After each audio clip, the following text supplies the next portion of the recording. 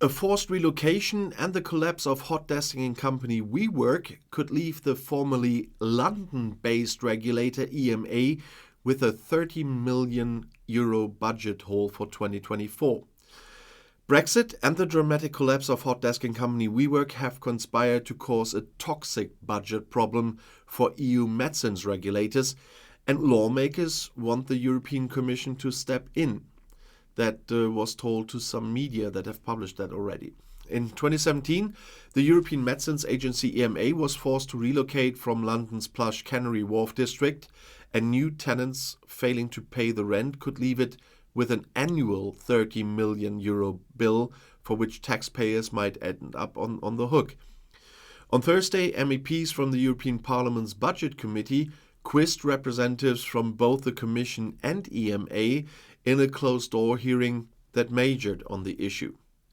Lawmakers from across the political divide took the side of the agency and called on the EU executive to figure out a sustainable way for the EMA to operate without being distracted by real estate concerns, multiple sources present at the meeting told media.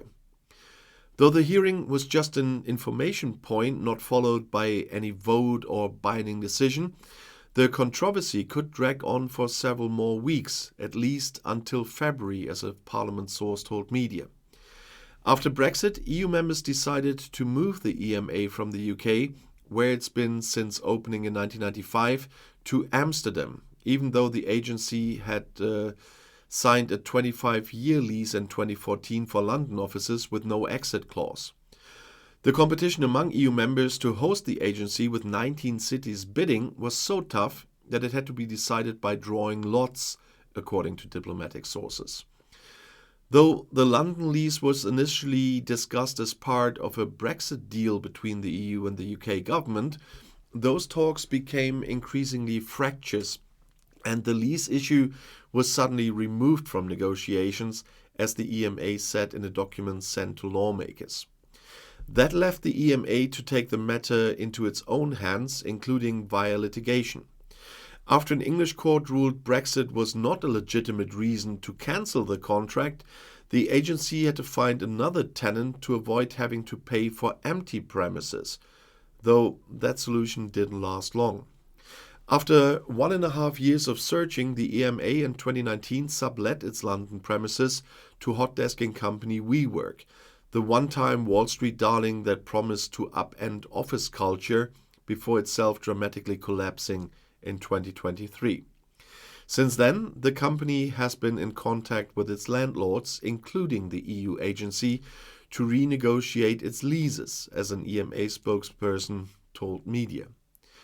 WeWork continues to carry an operation from its London premises and is not in breach of its financial obligations, as the spokesperson said, adding that the occupancy rate of the former EMA premises is one of the highest in London. However, the EMA has agreed to let WeWork UK suspend lease payments for the first 3 months of 2024 at a cost of €5.3 million, as the agency said in a confidential document sent to MEPs. The EMA's property consultant expects WeWork to surrender the full premises before the end of March, which would leave the agency with a total net exposure for 2024 of €30 million, including rent, legal, property and management costs. And in the document, EMA says it will continue to look for further tenants in a bid to reduce the future financial impact. But it would be unrealistic to expect that WeWork UK or other potential lessees will continue paying the full amount. It appears increasingly likely that the union budget will need to contribute towards the rent of the 30 Churchill Place premises, as the EMA document says. The European Commission may now have to step in to cover the EMA's financial losses for 2024 and ensure that the agency's budget can fulfill legal obligations towards third parties. That would imply using the EU's own budget, itself funded by national governments and hence taxpayers, to cover costs, but some believe that the move still wouldn't go far enough. Getting the Commission to fill in financial gaps while the EMA is busy finding other subletters cannot be a long-term fix. Regardless of the tactical solutions that may be proposed, the matter requires a political resolution at the highest level.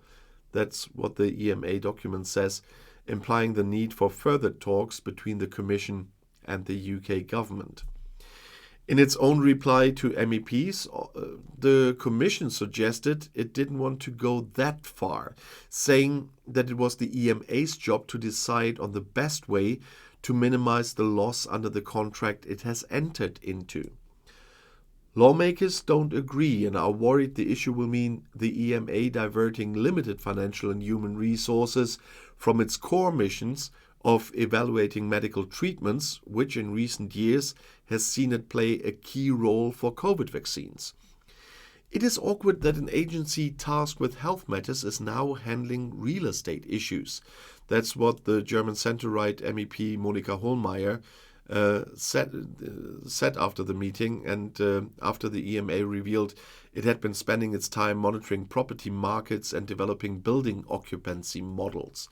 And for Hohlmeier, it's proof that all future EU building contracts need a mandatory exit clause, of course.